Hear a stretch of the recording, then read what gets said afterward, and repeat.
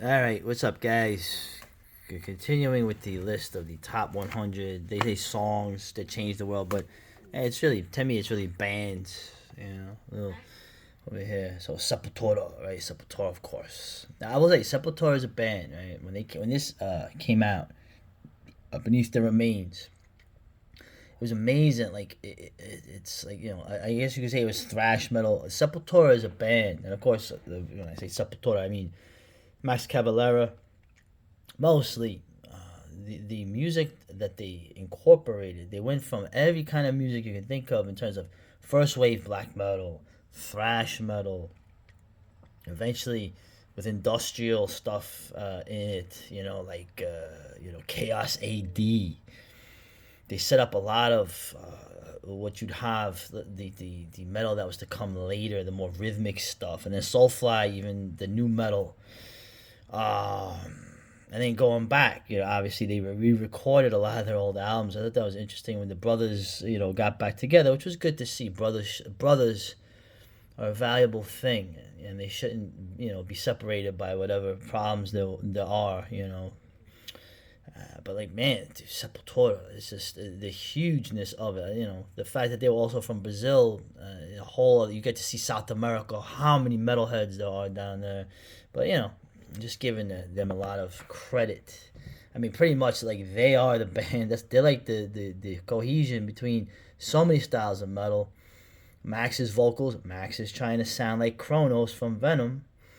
And then turn around and influenced, Jamie Josta, almost every metalcore dude you could think of, And, Morbid Angel. Now, damn, Altars of Madness, one of the best metal albums ever made. Of course, Altars of Madness. I remember when I first heard it. Right, it was interesting. I liked David Vincent. I liked that vocal style he had. It got deeper later, but I liked the. It's almost like black metal before black metal. Although you had Biharet in '89, right? uh, the music, the proficiency, these dudes. It was hard to actually get into. The first time I heard of Altars of Madness, I remember like the riffs were so fast, the tempo changes were so quick. It was almost like I couldn't get into it. Where there was no steady rhythm. It was blast, groove blast, intricate rhythm, solos out the ass. Richard Brunel and of course Trey Asgoth.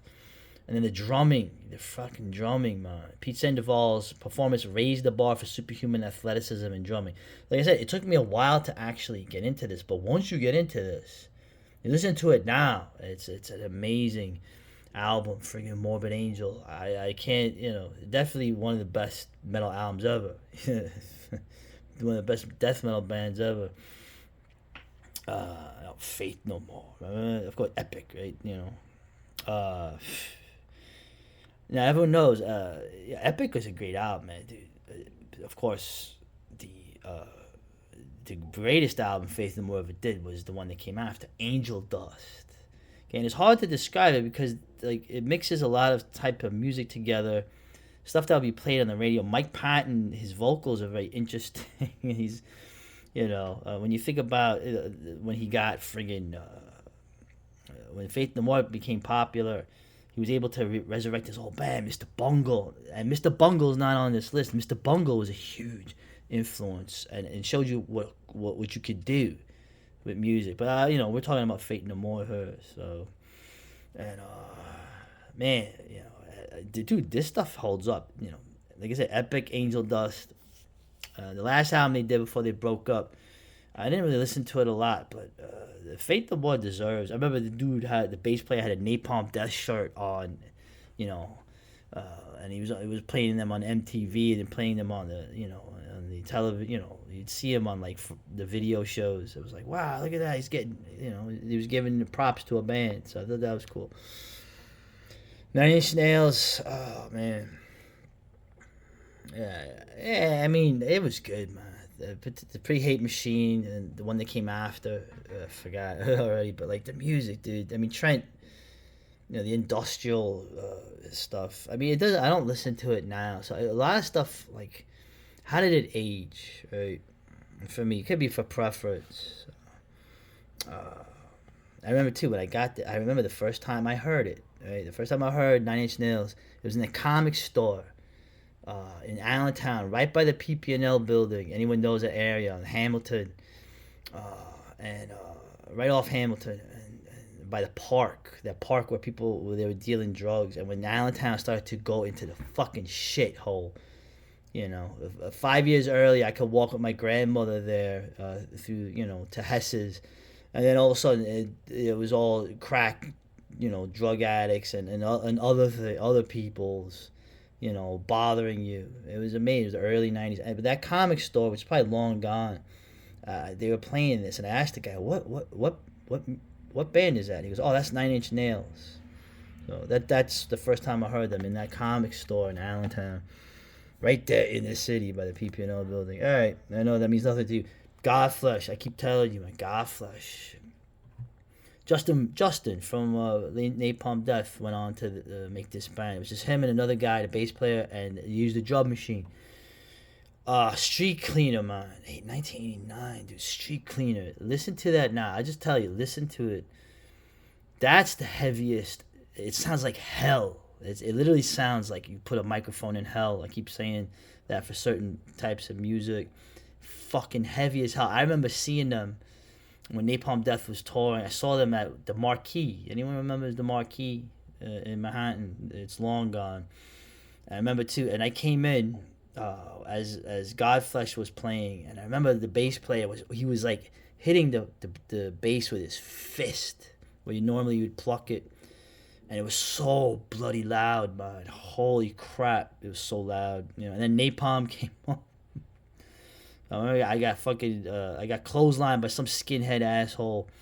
So I remember I fucking also some dude jumped off the stage. I picked him up, and then no one was behind him, so I guess he went down. But it was just, but the music, my God, dude. I mean, very nihilistic, but it's just Justin Broderick, just like a lot of these dudes now. I mean, this was the stuff, man. Everybody knew Godflesh, man, in the know.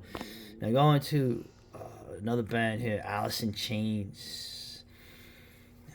They talk about a band that this stuff holds up. Okay, it's very dark music, man, really. And of course, Lane, the voice, and of course Jerry Cantrell pretty much made the music, and I like how they mentioned, right, the grunge, right? They have all this stuff, Nirvana's Nevermind, blah blah. The real breakthrough came a year earlier, right?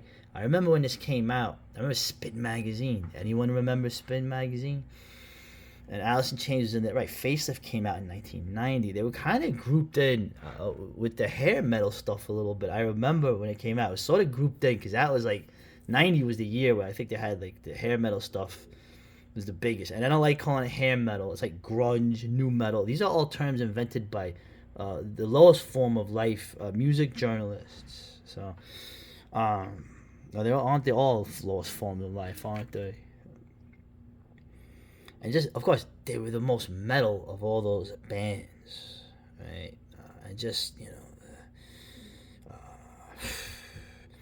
very dark music, man. If you're in a bad mood or you're depressed or whatever, don't listen to Alice in Chains Unplugged. Whatever you fucking do, man. Yeah, I remember when he died too, man. He died, and the woman he loved died, and he, they found him on his couch. Oh, he's a loser, a drug loser, whatever. And Jerry carried on, man. Jerry. Probably, like I said, this was probably one of the best bands, one of the darkest bands.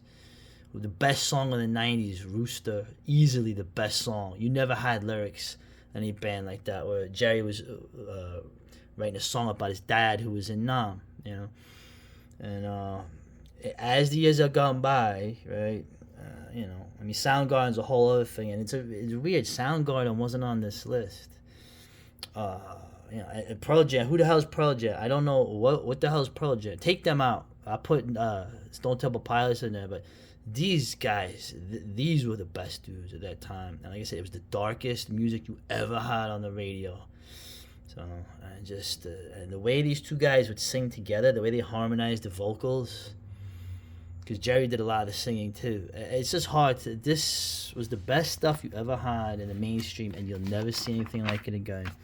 Oh, I actually like Ice-T. You know, when this came out, oh, the controversy. Oh, look at all this controversy. This is horrible. This is it's horrible. All this controversy. Yeah, you know, you couldn't pay enough money to get that publicity. Right? I like it too. And of course, the writers very progressive. The W is little. The white establishment doesn't fear the black, big B, big black, right? Like the band Big Black. When we sing to black people, it fears black artists when we sing to white people. Little W, little W. That's the fear. You have the same enemy as me. Do you know why metropolitan police forces were created in the 19th century in places like London and New York and Philly and Birmingham and all these other places? You know why they were invented, right? They were invented to keep the white working class in line. Right, so, whatever. But, you know, like I said, I agree. Fuck the cops. Yeah. Paradise Lost, I remember them. They were pretty much like a death metal band. I think they were from Yorkshire or whatever, or Halifax. That's how I know in the north. But they were pretty heavy. They were like the first. They were kind of like doomy death metal. And then Nick Holmes, right? They started singing. They became more like a gothic band. You know, yeah, it's interesting seeing how some of the early death metal and black metal bands, how they changed their sound as they went on. You know. Especially in the gothic, right? Sisters of Mercy. There's always that undercurrent there, so I'm a huge fan of that stuff. So, but like I said, I can't really remember any songs they did. I mean, how many bands can you get into? Right, Pantera. Right, when Pantera came out, right? Interesting, right? Rocking. They had a hair metal background. I hate using that term. Remember every hardcore metalcore dude tried to sound like Phil, but remember the first album? Phil had pipes. Phil could sing high register, like, you know. Remember Cemetery Gates? So, I don't know. Yeah, Pantera and Vinny. Oh, come on, how am I forgetting his name? You know, the Dimebag Darrell. What the fuck? I mean, you know, how he had those chops. He could play, he could shred, but the riffs that he made, where he's just bending the string or playing a note or two with a lot of rhythm, like Domination. He invented, you know, the single chug, you know, breakdown, you know, in Domination. Once again, another band like Sepultura, influential in every stream of metal. That came later. So, and the way he fucking died, dude. I still was in shock how that went down. That was fucking crazy. But anyway, okay, Nirvana. Now, why is Nirvana on this list? Nirvana, listen, I mean, you know, all the things aside, I like Nirvana.